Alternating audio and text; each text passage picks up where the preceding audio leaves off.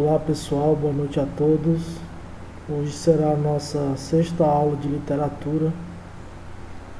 Hoje nós iremos trabalhar o poeta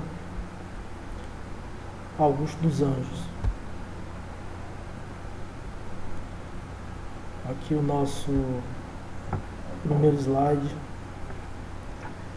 Então aqui é o bloco 6 de literatura. Só lembrando que as atividades estão sendo corrigidas e estamos acabando, né, esse tema para a gente poder finalizar a disciplina com todas as notas necessárias. Então vamos lá. Poesia de Augusto dos Anjos. A gente vai ver aqui um pouco da sua biografia, saber quem foi Augusto dos Anjos. Augusto de Carvalho Rodrigues dos Anjos nasceu em 28 de abril de 1884, no engenho do Pau d'Arco, Paraíba. Foi educado pelo próprio pai até o período antecedente à faculdade. Formou-se em Direito no Recife, contudo nunca exerceu a profissão. Criado envolto aos livros da biblioteca do pai, era dedicado às letras desde muito cedo.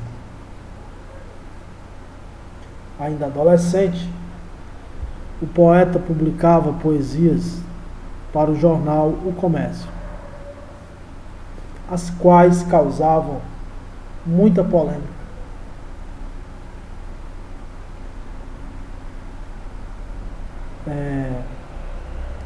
Na Paraíba, foi chamado de Doutor Tristeza por causa de suas temáticas poéticas. Augusto dos Anjos vivenciou a época do parnasianismo e simbolismo e das influências destas escolas literárias através de seus escritores como Olavo Bilac, Alberto de Oliveira, Cruz e Souza, Graça Aranha, dentre outros. Augusto dos Anjos se encaixa na fase de transição para o modernismo chamado de pré-modernismo. Então nós temos aqui a sua poesia que fala sobre a eterna mágoa. O homem, por sobre quem caiu a praga da tristeza do mundo, o homem que é triste para todos os séculos existe. E nunca mais o seu pesar se apaga. Não crer em nada, pois nada há que traga consolo à mágoa. Aqui só ele assiste. Quer resistir, e quanto mais resiste, mais se lhe aumenta e se lhe afunda a chaga. Sabe que sofre, mas o que não sabe é que essa mágoa infinda assim não cabe na sua vida. É que essa mágoa infinda transpõe a vida do seu corpo inerme. E quando esse homem se transforma em verme, é essa mágoa que o acompanha ainda. Aqui nessa próxima, a gente vai ver a psicologia de um vencido. Eu, filho do carbono e do amoníaco, monstro de escuridão e rutilância, sofro desde a apigênese da infância a influência má dos signos do zodíaco. Profundissimamente hipocondríaco, este ambiente me causa repugnância. Sobe-me à boca uma ânsia análoga à ânsia que se escapa da boca de um cardíaco. Já o verme, este operário das ruínas, que o sangue podre das carnificinas come e a vida em geral declara guerra. Anda a espreitar meus olhos para roê-los e há de deixar-me apenas os cabelos na frialdade inorgânica da terra. Versos íntimos. Vês, ninguém assistiu ao formidável enterro de sua última quimera. Somente a ingratidão, esta pantera, foi tua companheira inseparável. Acostuma-te à lama que te espera. O homem que nesta terra miserável mora entre feras, sente inevitável necessidade de também ser fera. Toma um fósforo, acende teu cigarro. O beijo amigo é a véspera do escarro. A mão que afaga é a mesma que apedreja. Se alguém causa ainda pena, tua chaga. Apedreja essa mão vil que te afaga, escarra nessa boca que te beija. O morcego. Meia-noite, ao meu quarto, me recolho. Meu Deus, e este morcego? E agora, vede, na bruta ardência orgânica da sede, morde minha goela ígnea, escaldante molho. Vou mandar levantar outra parede. Digo, ergo-me a tremer. Fecho o ferrolho e olho o teto e vejo ainda igual a um olho. Circularmente sobre minha rede pego de um pau, esforços, faço, chego a tocá-lo. Minha alma se concentra. Que ventre produziu tão feio parto? A consciência humana é este morcego. Por mais que a gente faça, à noite ele entra imperceptivelmente em nosso quarto. Agonia de um filósofo. Consulto o Panta Hotep. Leio obsoleto Rig Veda. E ante obras tais me não consolam.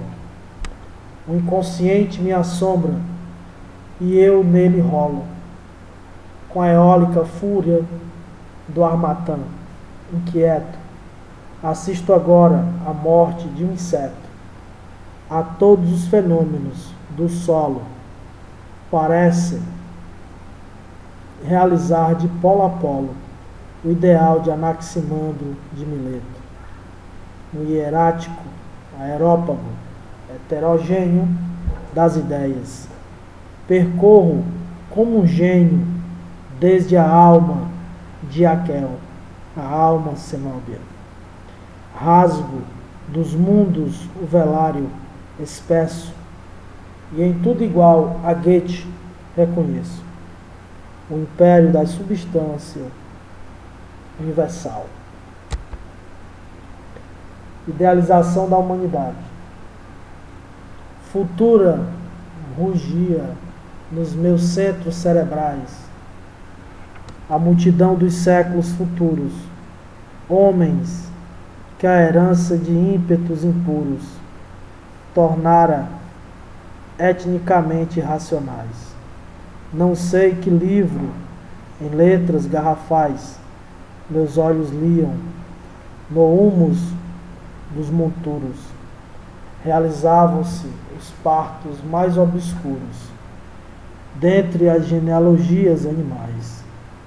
Como quem esmigalha protozoários, meti todos os dedos mercenários na consciência daquela multidão.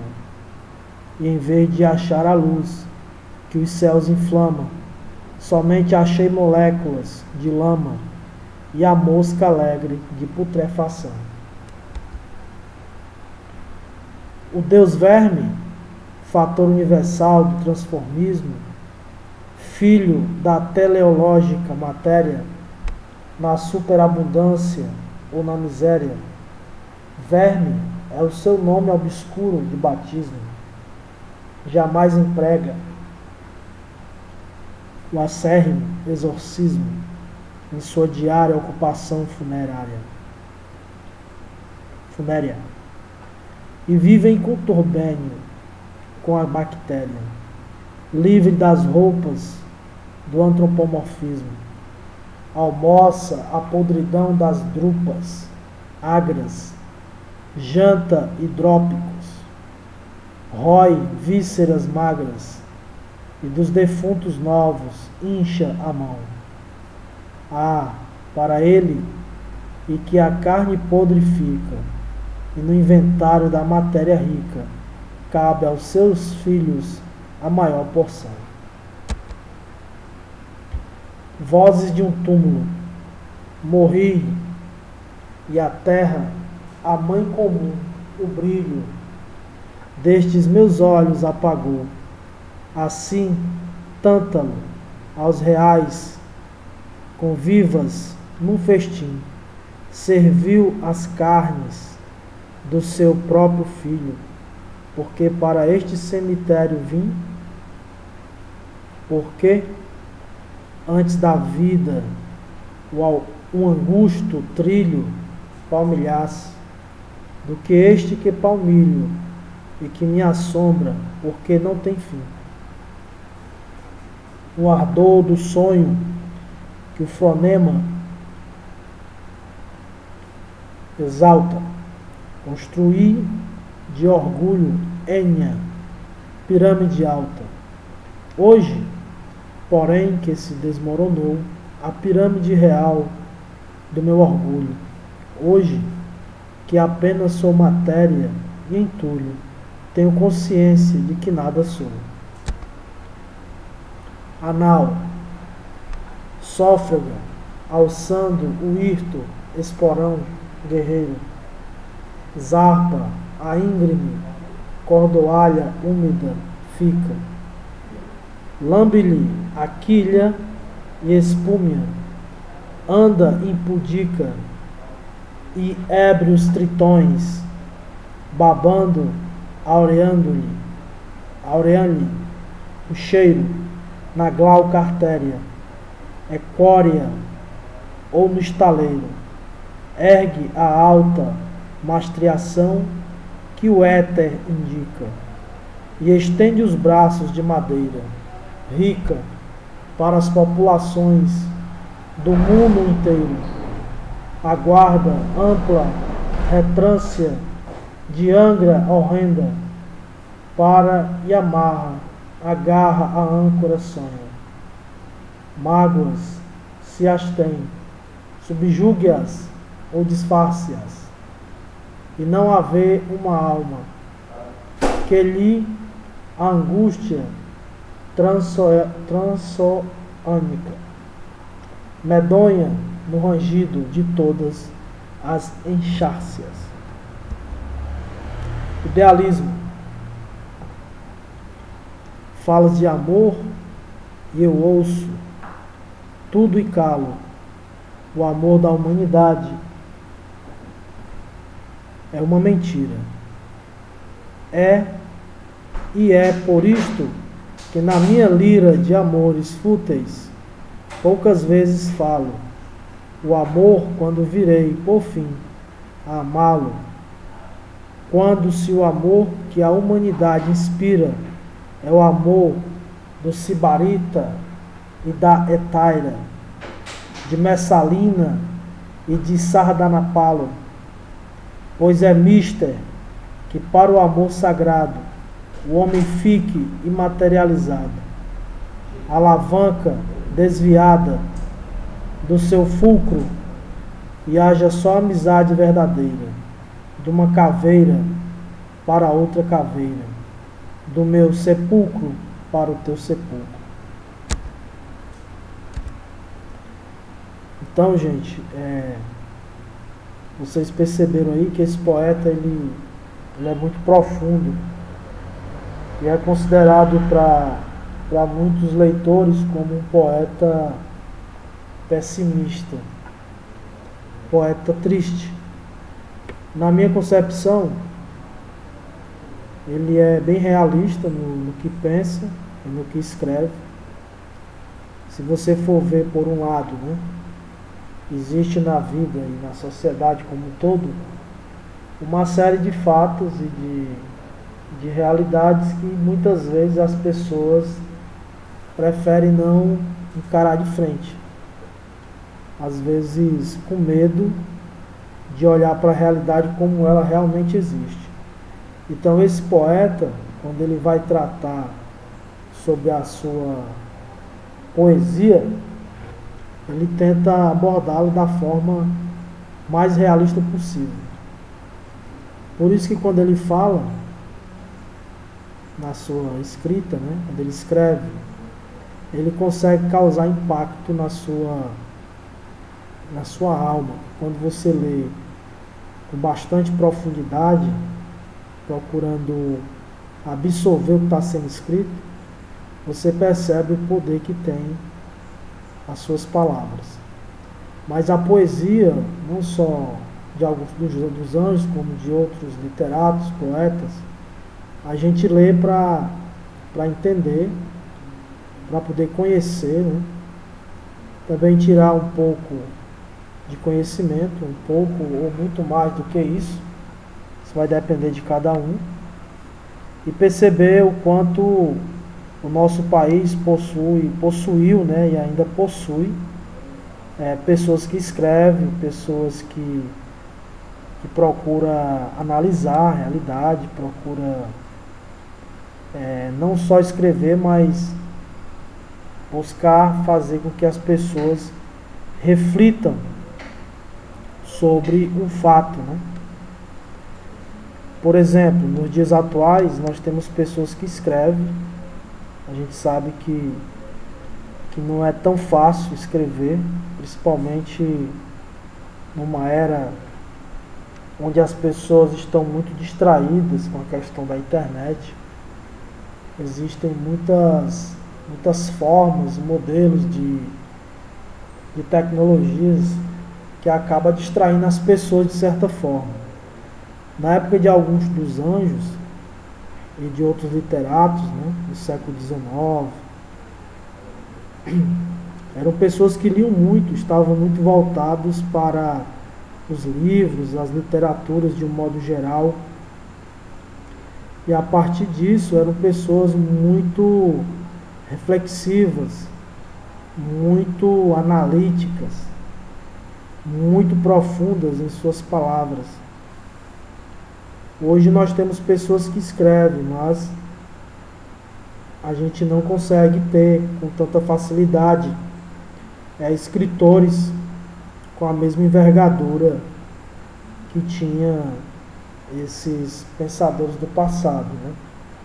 Nós temos, mas não com tanta facilidade, porque a escrita, além de ser algo engenhoso e que necessita de disciplina, dedicação mesmo, empenho, né?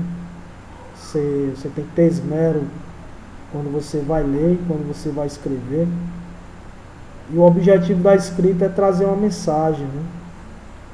E nessa mensagem tentar, de certa forma, interiorizar no leitor as tramas, aquilo que está acontecendo, né? E claro, a partir daí gerar não só uma curiosidade, mas também um aprendizado. E claro, toda literatura, depois que ela está pronta, né, e jogada hoje na internet e nas bibliotecas, tanto online, bibliotecas físicas, são literaturas que ficarão para sempre, né, para as pessoas terem acesso. E foi justamente o conhecimento literário, né, de várias áreas do conhecimento humano que fez com que a humanidade garantisse a perpetuação do letramento, do conhecimento, da capacidade de reflexão, da capacidade de demonstrar fatos culturais que ocorreram ao longo da história da humanidade. A nossa aula de literatura, ela também não é apenas uma aula para que a gente venha conhecer esses grandes poetas, esses grandes literatos, mas é também uma forma de trazer a reflexão para que o aluno ele venha entender que o conhecimento é de fundamental importância. O conhecimento, quando ele é visto de forma superficial, o indivíduo, né, a pessoa humana, ele continua sendo uma pessoa superficial, sem conhecimento, sem muita profundidade.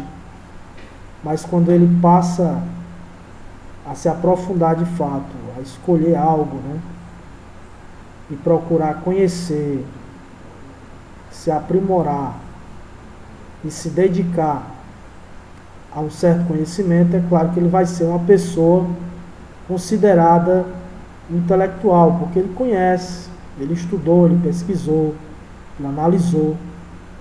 Então, quando a gente estuda literatura, não só literatura, como as demais disciplinas, é importante salientar que esse conhecimento não é apenas para que você tenha um ensino médio completo, um diploma. O diploma tem essa importância, né, para que você procure um trabalho, para que você venha cursar uma faculdade, ou concurso, ou qualquer outro curso, né?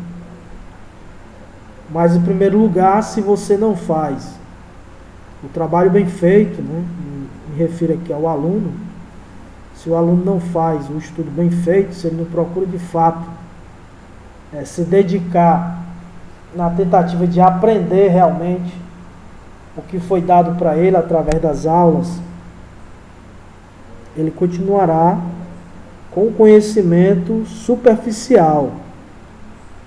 E claro, é bom lembrar que em um determinado momento da sua vida, esse conhecimento pode ser cobrado. Isso vai depender das circunstâncias que você vai estar inserido, ou de algum grupo, ou local que você vai estar inserido, ou até mesmo numa entrevista, ou até mesmo no Enem, ou um vestibular qualquer, e você se deparar, de repente, com tal fato que antes você teve acesso e que porventura não tenha de fato se dedicado, né? Porque toda a matéria que é trabalhada aqui, é importante que o aluno depois ele continue estudando, né? Buscando, se aprimorando, a título de maiores informações. Me refiro a título de maiores conhecimentos. O nosso país é conhecido, mundo afora, como um país de analfabetos funcionais. O que seria o analfabeto funcional? É aquela pessoa que aprende a ler, mas quando ela vai ler um texto, muitas vezes ela não consegue interpretar o que leu, não consegue ter o entendimento do que de fato o texto queria dizer. Isso é chamado de analfabeto funcional. Mas isso passa a ser solucionado a partir do momento que o aluno tem a preocupação de ler, não só ler o texto, como escrever sobre o texto. E claro, utilizar, que é super normal, a pessoa que está lendo, que está buscando, que está se aprimorando, ter de lado um dicionário, né? Ou até mesmo a internet, para um momento de leitura, você buscar, você anotar determinadas palavras que você não conhece da sua língua portuguesa. Eu costumo dizer que o vocabulário é algo infinito, que você sempre vai ter que estar aprendendo mais e mais palavras, não só no português, como em outros idiomas. Então, a leitura ela deve ser feita, ela deve ser realizada, ela deve também ser produzida, você deve fazer resumos, escrever, destacar, né, aquilo que você achou mais interessante, porque isso passa a fixar mais o conhecimento, incluindo também a atividade, né? Mas é importante frisar que a parte que está relacionada à leitura, ela também fixa a partir do momento que você procura exercitar, ou seja, escrever, né, sobre aquilo que você leu. E tirando dúvidas com o dicionário. Dicionário ou até mesmo a internet. Você coloca a palavra e ali vai aparecer o significado. Buscando também os sinônimos dessas palavras. É a partir daí que você vai conseguir formar um cabedal de palavras, né, de vocabulários, deixando, é claro, a sua fala e a sua escrita cada vez mais rica e pode-se dizer também que cada vez mais sofisticada. Por quê? Porque você tem um hábito da leitura. Eu gosto sempre de dizer que quem lê mais se torna uma pessoa mais desenvolvida, intelectualmente falando, né? Então as pessoas que passam a ler menos são pessoas que não têm tanta desenvoltura, não têm tanto conhecimento. Então, quanto mais leitura, maior a sua capacidade de falar corretamente, maior a absorção de palavras, né, sinônimos, e claro, maior a sua capacidade de interpretação. Porque a interpretação ela é de fundamental importância para o desempenho e a desenvoltura da nossa língua portuguesa. Entender que nós falamos o português, né? E é de grande relevância que a gente tenha absoluta profundidade naquilo que a gente fala, né? Porque a língua que você fala, ela vai ser escrita, ela vai ser ouvida. Então é muito importante que você tente sempre se corrigir na fala, na escrita, principalmente na questão para quem vai fazer entrevistas, para quem vai fazer uma redação, né? Entender que a redação ela vai avaliar o seu poder de escrita, se você tem um domínio, né, da língua que você vivencia, né, que no caso aqui o português, e vai perceber também porque a escrita, né, ela tem um padrão, né, na hora da redação, que é introdução, desenvolvimento e conclusão. E se você é uma pessoa que tem o hábito da leitura, é claro que você vai ter muito mais capacidade de escrita, porque você lê muito. Então, se você lê muito, você tem muita capacidade de desenvolver palavras, desenvolver parágrafos, porque você tem leitura. A questão também da atualidade, você observar o noticiário, observar a forma que o radialista fala, o jornalista, as notícias de um modo geral. Então tudo isso vai dando também ao indivíduo, né, à sociedade, a capacidade dele compreender, dele entender o que está acontecendo. E não esquecer que mesmo você sendo aluno, ou sendo um trabalhador ao mesmo tempo, ou um pai de família, ou um político, ou um empresário, seja lá quem for na sociedade, professor, médico, engenheiro, ou trabalhador comum, você está diante de um universo de palavras, né? Você está diante de um universo que trata de uma língua, no caso a língua portuguesa. Então, no passado era comum as pessoas escreverem, né, e lerem suas poesias, suas crônicas, suas cartas para grupos de amigos, ou então grupos que se reuniam no final de semana, ou uma vez por semana, para discutir o conhecimento literário, recitar poesia, e foram um momento de grande aprendizagem, inclusive para essas pessoas, né? Porque o conhecimento, ele no passado, na atualidade também, mas me refiro no passado, ele era mais voltado para as elites. Então as famílias, né, que tinham mais condições, aqueles que tinham posse, se preocupavam muito com a questão do saber, a questão do conhecimento. É tanto que uma boa parte dos familiares aqui no Ceará, né, não só no Ceará como em vários estados do nosso Brasil, quando o seu filho chegava numa idade X, chegava a se tornar moço, né, rapaz, esse jovem geralmente era enviado para a Europa, para estudar nas melhores escolas da Europa, nas melhores faculdades da Europa. Porque havia naquele momento, né, uma grande preocupação com a desenvoltura e a capacidade intelectual dessas pessoas. Eu quero dizer que, na atualidade, o conhecimento ele está muito mais alargado, né? Hoje nós temos não só as bibliotecas, hoje todo município, né, todo estado tem uma biblioteca pública.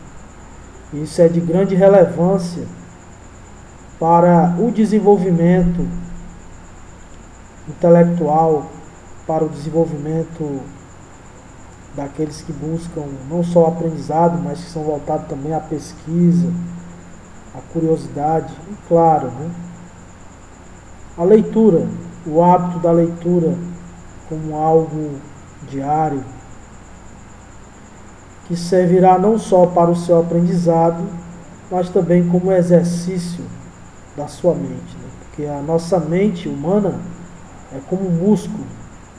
Quanto mais você exercita, mais essa mente se desenvolve, mais ela cria redes neurais e você fica com um raciocínio mais rápido, mais desenvolto, com a capacidade de inteligência muito mais aguçada, isso comprovado pela neurociência. Mas é claro que no passado muitos dos poetas acabavam, de certa forma, caindo na boemia da noite, nas bebedeiras, naquele tempo chamavam de tavernas, e muitos adoeciam, né? Muitos adoeciam, pegavam tuberculose, morriam muito jovem.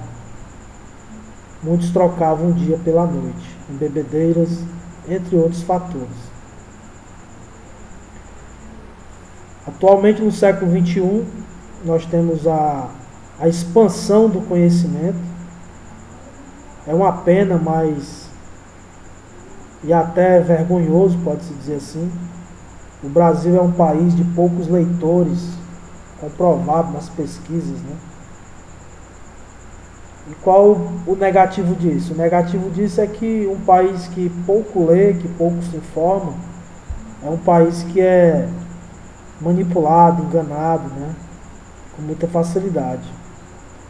Diferentemente de um país que busca compreender a política, a sociedade, busca se informar, se esclarecer, são pessoas que buscam não só entender a realidade do seu país, da sua vida, mas que também buscam, de certa forma, melhorias não só para o indivíduo, que é um leitor nato, que tem conhecimento das leis, da política, mas também da coletividade. Porque pessoas que estudam, que analisam, que têm um entendimento do que é o mundo, do que é a cidade, do que é a política, do que é o direito, do que é de fato a sociedade, são pessoas que buscam, através das palavras ou através de movimento, mobilizam a sociedade a cobrar de fato e fazer de fato aquilo que é realmente de direito das pessoas. E é de fundamental importância que as pessoas venham compreender que quanto mais pessoas estudam, quanto mais pessoas se esclarecem, mais a sociedade tende a ser desenvolvida. Então, gente, isso é importante, né? A gente ter essa reflexão, não só ler as literaturas, as poesias, mas procurar entender que não é só isso.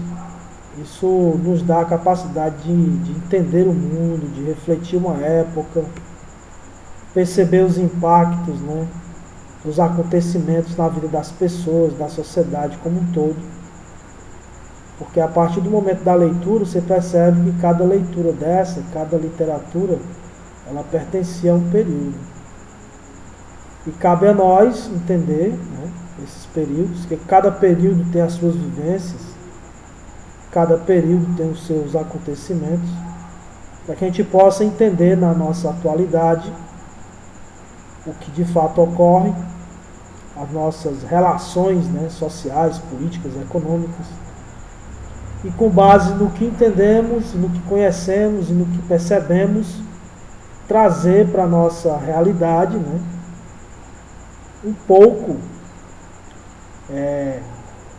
desse entendimento, se você tiver, né, um pouco, se tiver mais, traz mais, e a partir daí buscar melhorias, né, através das cobranças, que é necessário cobrar, é necessário buscar, é necessário atuar, para que a sociedade venha evoluir. Se você evolui, se as pessoas evoluem, o mundo passa a evoluir também. Não só na questão individual, mas na questão coletiva, né? Questão global como um todo. E o conhecimento literário como um todo, né? Não só o conhecimento literário, mas como as outras disciplinas, as outras ciências, também possui essa capacidade.